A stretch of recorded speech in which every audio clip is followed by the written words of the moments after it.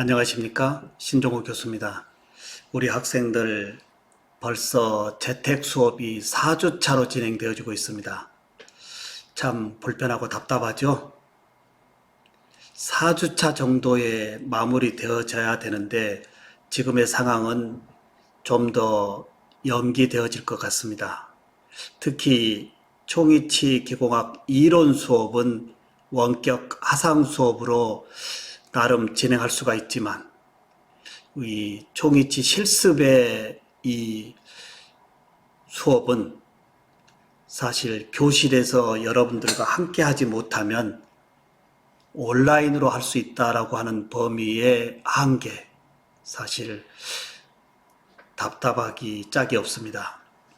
나름 빨리 해결될 거라 생각하고 해결되어지는 그 부분까지 나름 실습에 관계되어진 이론적인 배경을 영상을 통해서 좀 인지하고 있다라고 한다면 좋을 것 같아서 나름 영상의 포커싱으로 우선 진행하고자 합니다.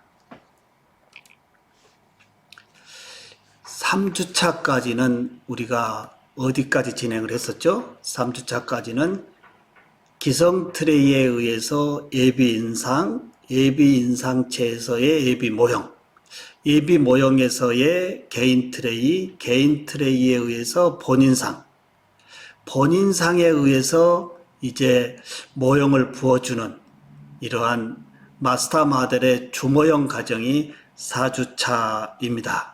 한번 세부적으로 가볼까요? 오늘 여러분하고 학습해야 될 범위는 이 박싱 메소드라고 하는 이러한 마스터 모델의 이 작업 과정입니다. 박싱이 뭘까요? 박싱. 말 그대로 이제 어떤 박스에 이 폼을 우리가 어떻게 보면 형성한다. 이렇게 보면 좀 더 쉬울까요? 이 마스터 모델에서의 이 박싱이 없어서는 총이치 주모형으로서의 조건에 문제가 있다라고 하는 거. 오늘 이 박싱 메소드에 의해 총이치 모형이 만들어지는 전 과정에 대해서 여러분들과 한번 살펴보고자 합니다. 자, 한번 들어가 볼까요?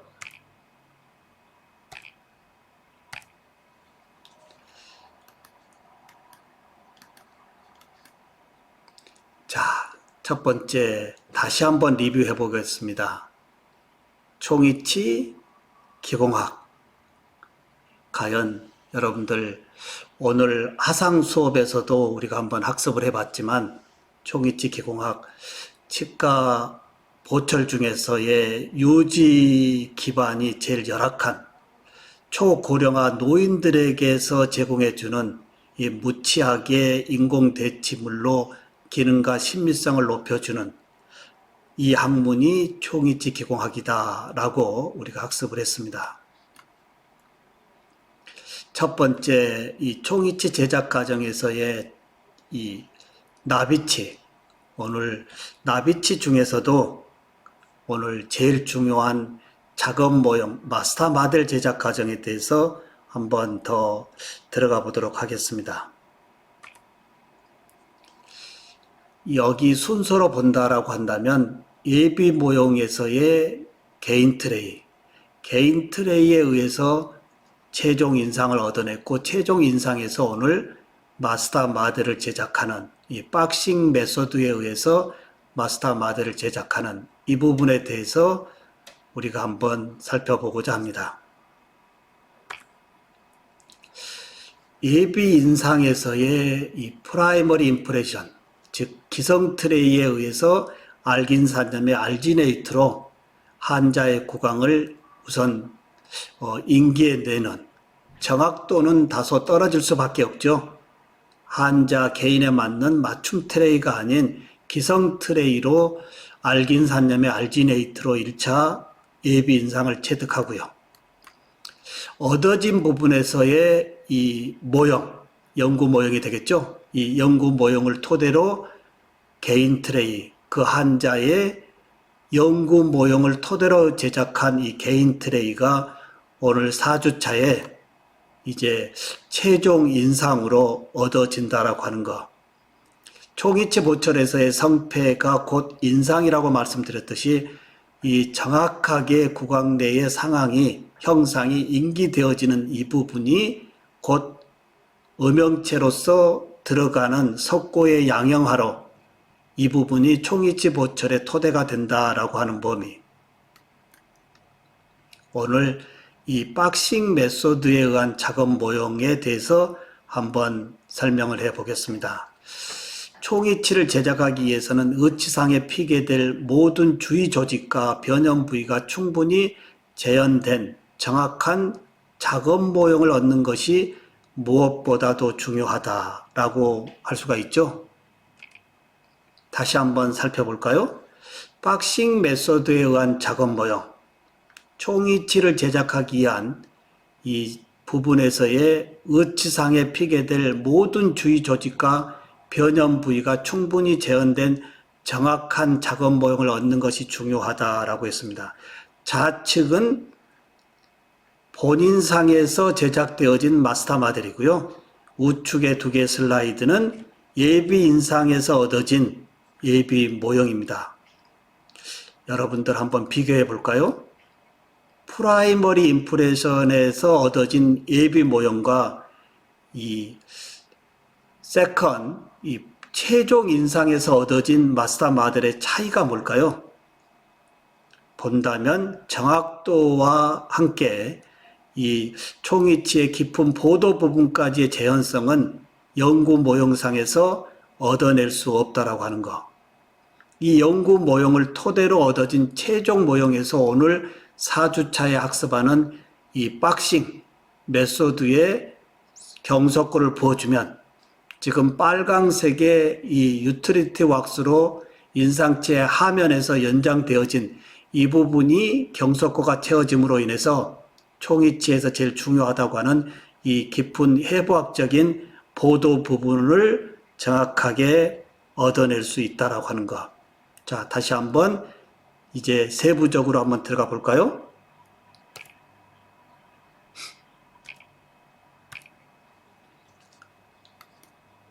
자, 박싱 메소드라고 하는 장점 한번 살펴보면 모형상의 해부학적 부위와 변형 부위를 충분히 확보할 수 있다라고 하는 것.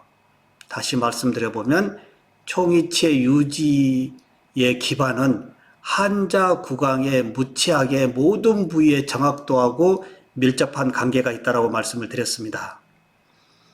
모형 기저부를 일정한 두께와 형태로 제작할 수 있다 그랬습니다.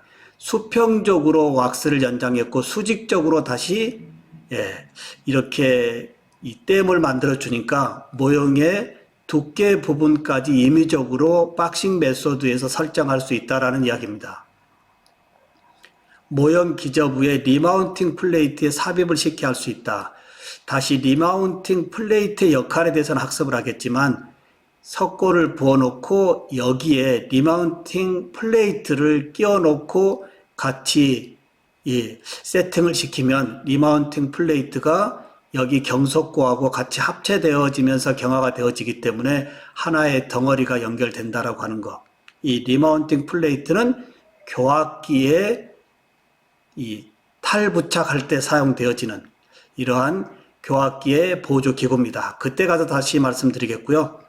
필요시에만 트리밍을 하고 보통은 다듬기만 하면 된다라고 하는 이야기. 뭘까요? 이미 규격화의 음영체로 설정해 놨기 때문에 석고를 부어주고 경화돼서 빼내면 거의 손볼 일이 별로 없이 주모형에서의 요구 조건이 다 양형으로 얻어진다라는 이야기입니다.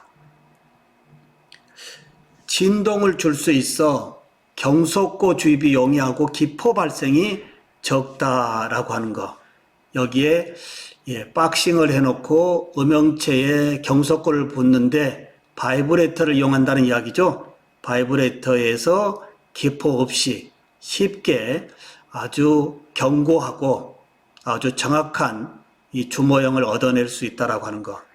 역시 박싱을 해놓고 여기에 석고를 붓기 때문에 주변에 넘치거나 주변을 더럽히거나 할 필요 없이 깨끗하게 우리가 주모형을 얻어낼 수 있다라고 하는 거. 제로의 이 전략도 다 살 수 있지 않을까요? 여기까지 장점을 한번 살펴봤고요. 이제 단점을 한번 살펴볼까요? 우리 학생들 단점은 뭘까요? 단점도 아주 간단합니다. 자, 한번 볼까요? 박싱 메소드의 단점. 작업 시간이 많이 걸리고 재료 소모가 많다라고 하는 거. 인상제에 따라 사용할 수 없는 경우가 있다라고 하는 거. 특히 마지막에 수성 인상제는 제외한다라는 이야기는 뭘까요? 수성 인상제는 인상제 자체가 알긴산염과 같은 이 수분이 함유되어진 인상제는 왁스와 같이 이렇게 박싱할 때 잘 붙지 않는다라는 이야기죠. 물과 이 왁스가 연화시킨다 하더라도 잘 붙지 않는다라고 하는 이야기입니다.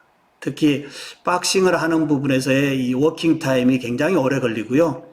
여기 보시다시피 그냥 석고를 붓는 것이 아니고 시간과 필요한 이러한 재료들이 많이 소모된다라고 하는 거.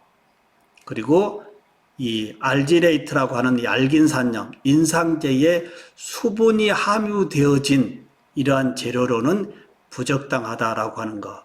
그래서 우리 대체적으로 이 파이널 임프레션에서의 인상제는 여러 가지가 있지만 주로 임상에서 어떤 것이라고 했죠? 3주차에 말씀을 드렸습니다. 즉 러버 계통이라고 그랬죠? 러버 계통의 이 파이널 임프레션의 인상제가 박싱 메소드에 제일 적합하다라고 보면 되겠습니다. 그 다음에 이제 이 박싱 메소드에 의한 이 작업 모형 한번 더 살펴볼까요? 어떤 것들이 작업 모형으로서의 요구 조건이 있을까요? 네. 박싱이 됐고요. 박싱에 의해서 얻어진 이 마스터 마델.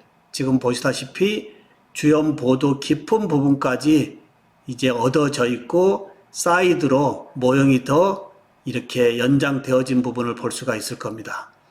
여러분들 이 그림하고 한번 비교해 볼까요? 깊은 부분에 이 해부학적인 이 보도 부분까지 인기가 됐다라는 자체는 뭘까요?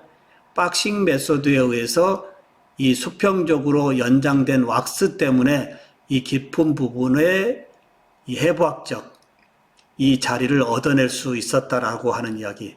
지금 보시다시피 총이치에서의 이 성패는 파이널 임프레션에서 얻어진 최종 마스터 마델의 정확도라고 했습니다. 박싱 메소드 적용 범위를 모식도로 한번 살펴볼까요? 자, 인상체로 가정하고요.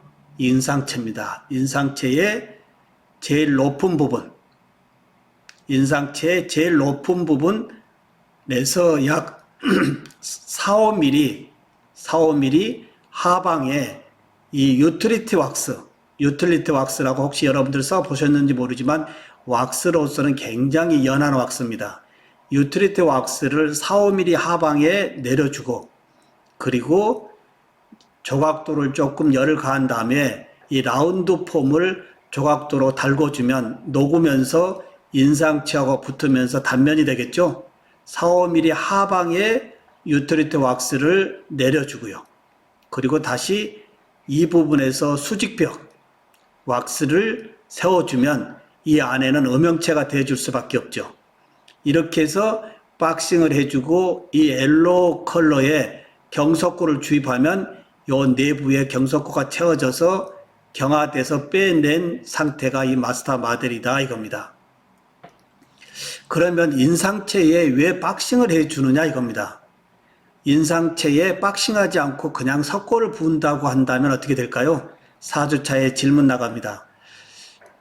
파이널 임프레션에 이 박싱을 하지 않고 그냥 경석고를 부었다라고 한다면 총이치 주모형으로서의 요구 조건에서 부족합니다. 그 이유가 뭘까요? 잘 한번 생각해 보시면 충분히 답변할 거라고 믿습니다. 자, 여기 다시 한번 설명해 볼까요? 인상체 제일 높은 부분의 하방에 4~5mm의 유틸리티 왁스를 붙여준다라고 하는 것 자체는 어떻게 보면 인상제 부위를 왁스로 더 연장시키고 있다라고 하면 이해가 될까요? 예. 만약에 박싱을 해주지 않고 부었다라고 한다면 요 인상제 인사이드는 석고가 채워질 수 있지만 인상체 제일 높은 이 아웃사이드 부분은 뭔가 받쳐줄 수 있는 부분이었기 때문에 경석고로 모형을 얻어낼 수가 없다라고 하는 범위. 이 부분을 얻어낼 수 없다는 것 자체는 뭘까요? 이 한자의 제일 깊은 부분의 이 보도 부분을 주모형으로 얻어낼 수 없다라고 하는 것. 다시 말씀드려보면 총이치 보철에서의 개인 트레이를 만드는 궁극적인 이유는 이 한자의 깊은 이 보도 부분을 정확하게 얻어내기 위해서 지금까지 복잡한 예비 인상에서의 요 본인상까지 얻어내고요. 이 본인상에 의해서 오늘 박싱을 하고 있다라고 하는 거 이해될까요? 박싱 메소드를 해주는 이유는 한자의 이 제일 깊은 주연 보도 부분까지 모형으로 얻어내야 되는데 모형을 얻어낼 수 있는 방법은 인상체 제일 높은 부분에서 이 바깥 아웃사이드 하방에 4~5mm 지점에 유틸리티 왁스를 붙여주면 결과적으로 인상체가 왁스로 붙어 있지만 인상체 범위가 연장되어졌다라고 보면 되지 않습니까? 그리고 여기에 수직벽을 세워주고 경석고를 부어주면 박싱 해줬던 이 부분이 곧 모형상의 보도 부분으로 양형의 형상으로 얻어진다라고 하는 이야기. 이 부분 이해가 될 겁니다. 자, 그럼 지금부터 이제 실제 좀 세부적으로 들어가 보면 이렇게 해서 이제 부어진 경석고가 경화되어지면 본 인상체에서 빼낸 다음에 이 주연 보도 바깥쪽 범위 여기 이 부분은 약 20도 각에 의해서 삭제시켜 주는 거. 약간 지금 제가 덴처벌을 가지고 약간 20도 각으로 지금 트리밍을 해주고 있죠. 여기 트리밍을 해주지 않는다라고 한다면 이 부분에서의 언더컷이 많이 발생되기 때문에 다음 과정에서의 많은 어려움이 있다라고 하는 거. 이 부분까지만 커팅을 하고 20도 각에서 약간 테이퍼 시켜주면 언더컷 없이 이제 기초상 제작에서부터 총이치 전 제작 과정과 연결되어진다라고 하는 거. 자, 지금 하단의 모형이 마스터 마들이고요. 박싱에 의해서 얻어져 있고 그리고 이 박싱에 의해서 얻어진 이 부분을 20도 각의 테이퍼로 다듬어진 마스터 마들입니다. 자, 이제부터는 한번 영상으로 한번 전체적인 한번 박싱 메소드를 한번 살펴볼까요?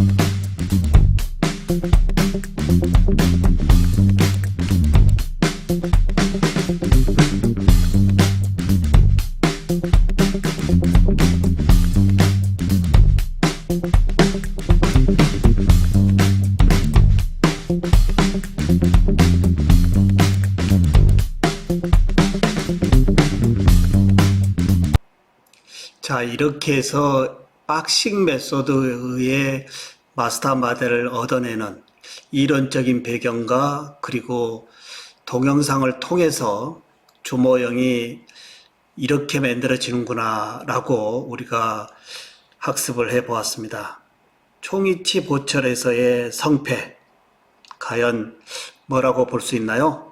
총이치 보철에서의 성패는, 즉 본인상에서의 이 작업 모형의 정확도가 곧 최종 총이치 보철의 성패와 밀접한 관계가 있다라고 누차 이야기를 했습니다. 이제 프라이머리의 총이치 시작, 이 정확하게 제작되어진 이 마스터 모델 가지고 프라이머리 나비치 제작 과정까지 이제 진행해 보도록 하겠습니다. 4주차의 이 박싱 메소드에 의한 이 마스터 모델 이론적인 배경과 그리고 영상을 통한 제작 과정 충분하게 학습을 하셨나요?